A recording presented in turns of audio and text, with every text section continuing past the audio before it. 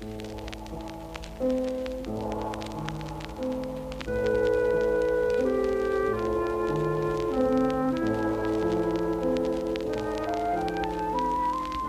някога преди 1000 години един търговец. Той бил толкова богат, че можел да постели със сребърни монети цяла улица, та дори и алеята край нея, и пак да му останат пари.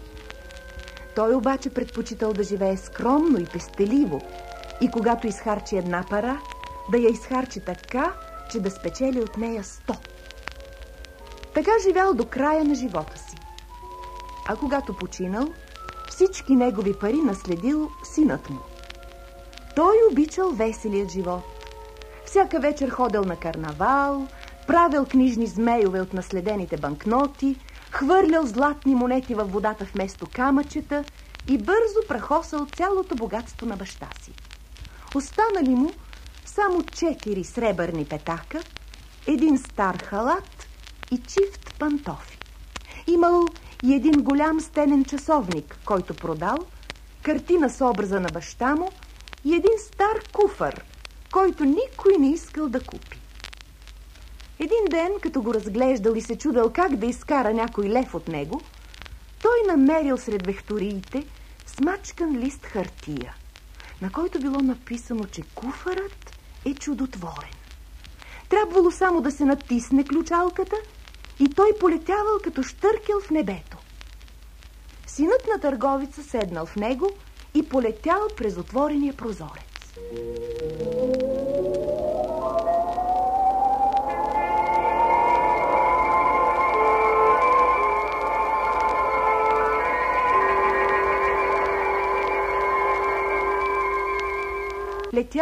Летял и пристигнал в земята на турците. Скрил куфара в гората под сухите листа и се запътил към града. Вървял по алея с 2 реда фонтани. В дъното се виждал огромен палат. Срещнал една кърмачка с бебе в ръцете и я попитал: можете ли да ми кажете нещо за палата с високите прозорци, който се вижда в дъното на алеята? Там живее султанската дъщеря, отвърнала кърмачката. Предсказано е, че любимият ще й причини много страдания и мъка. Затова никой не може да я види и никой няма право да я посещава, когато султанът и султанката не са при нея. Благодаря, казал синът на търговеца и се върнал в гората. Изровил куфара от шумата, седнал в него, натиснал ключалката и полетял към палата.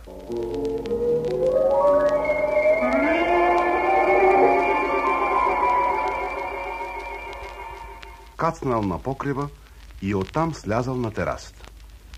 Върху въжената люлка спяла султанската дъщеря. Тя била толкова хубава, че синът на търговеца не издържал. Навел се над нея и я целунал. Тогава хубавицата отворила очи и изплашено попитала: кой сте вие? И как влязохте в двореца ми? Веднага трябва да го напуснете. Иначе жив от тук няма да излезете. Аз съм пророкът и мене никой не може да ме убие. Слязох от небето, за да се порадвам на твоята красота. Наистина ли? Такива очи не съм виждал досега. Те приличат на тъмни езера, в които мислите плуват като русалки. Наистина ли? Лицето ти е бяло, като току-що нападал пухкав сняг. Наистина ли? Аз те обичам и искам да те взема за жена. Църкинята не можела да повярва на ушите си. Струвало й се, че всичко е сън. Но той я целунал отново и тя дала съгласието си. При едно условие обаче, добавила тя: в събота трябва да ми дойдеш пак на гости. Султанът и султанката ще бъдат при мене на чай. Ще се зарадват много, като им съобщя, че ще се омъжа за турския пророк. Трябва само да им разкажеш някоя хубава приказка.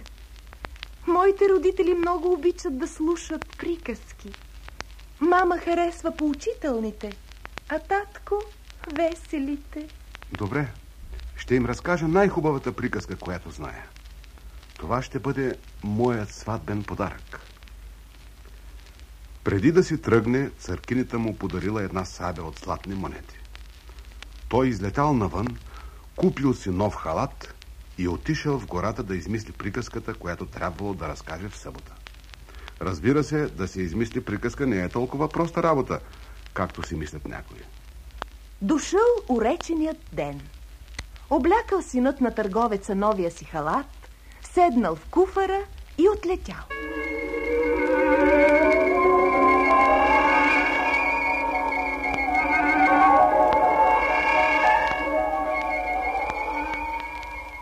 Султанът, султанката и придворните го посрещнали с големи почести.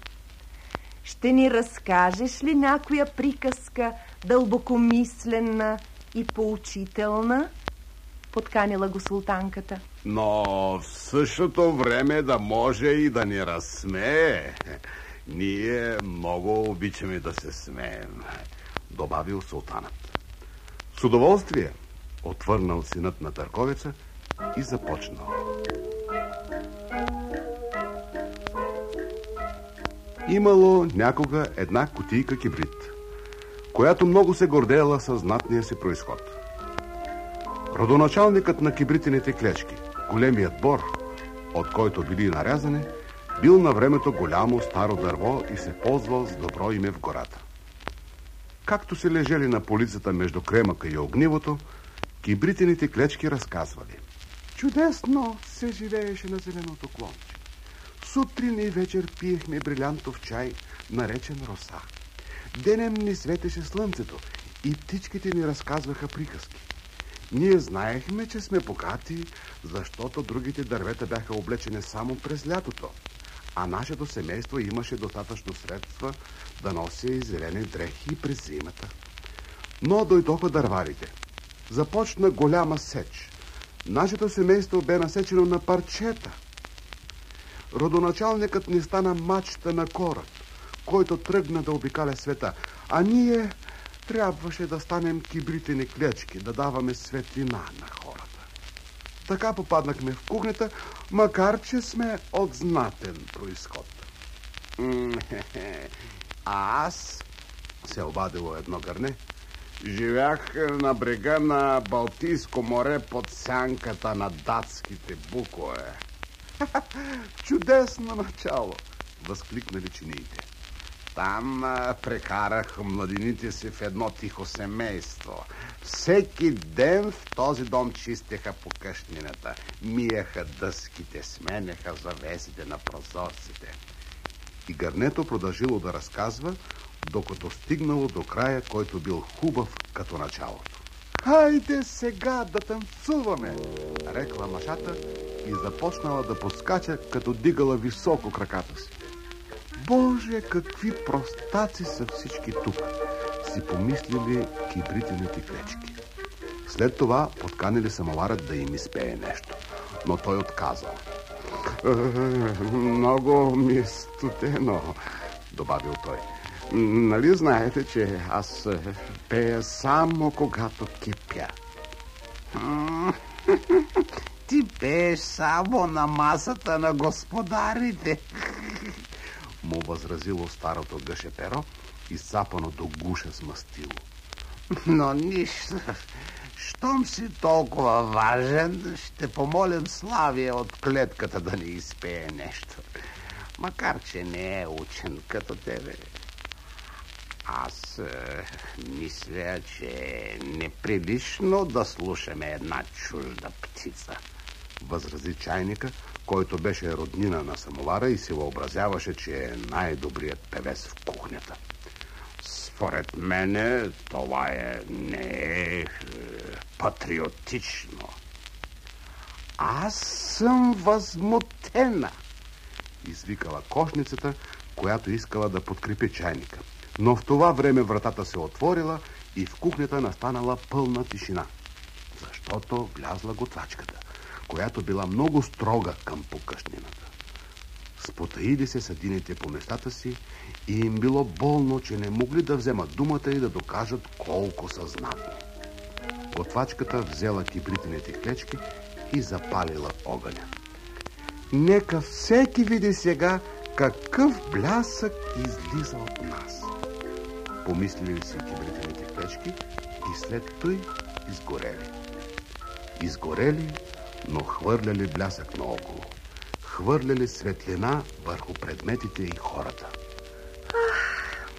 Отдавна не бях чувала такава хубава приказка, извикала султанката. Ти отговаряш на нашите изисквания и ние ще ти дадем дъщеря си за жена.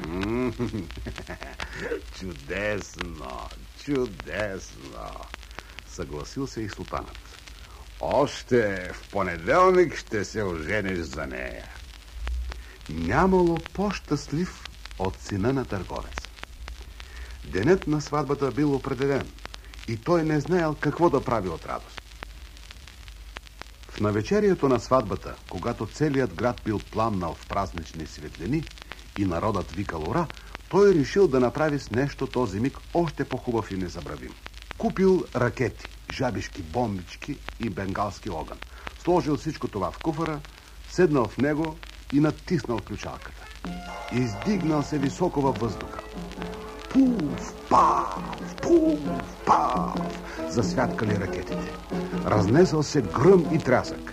Такива чудеса турците не били виждали до този момент и просто не можели да повярват на очите си.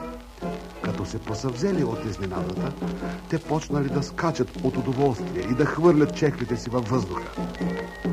Върнал се синът на търговеца в гората, оставил куфара и отишъл в града да види какъв успех е имал неговият подвиг. Какво не му разказвали, какво не му разказвали, какво не му разказвали, какво не му разказвали, какво не му разказвали, какво не му разказвали, какво не му разказвали, какво не му... И отишъл в града да види какъв успех е имал неговият подвиг. Какво не му разказвали... Воло да се отпразнува сватбата. Върнал се синът на търговеца в гората, за да седне в куфара и да полети отново към двореца на църкинята. Но куфарът го нямало.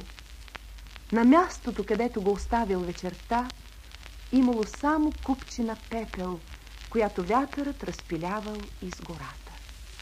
Докато бил в града и слушал чудните неща за себе си, някаква искра от ракетите, която била останала на дъното на куфара, го подпалила. С вълшебния куфар изгорял и пътят до неговата невяста. Нямало с какво да полети към палата и затова тръгнал по белия свят да разказва приказки на хората, но вече не толкова весели и не толкова хубави, като приказката за кибритените клечки. А върху покрива на палата стояла и чакала по цели дни своя годеник нещастната църкиня. Тя чака и до сега, с очи обърнати към алеята с фонтаните, и все вярва, че ще види някога летящия куфар да се отправя пак към нейният дворец.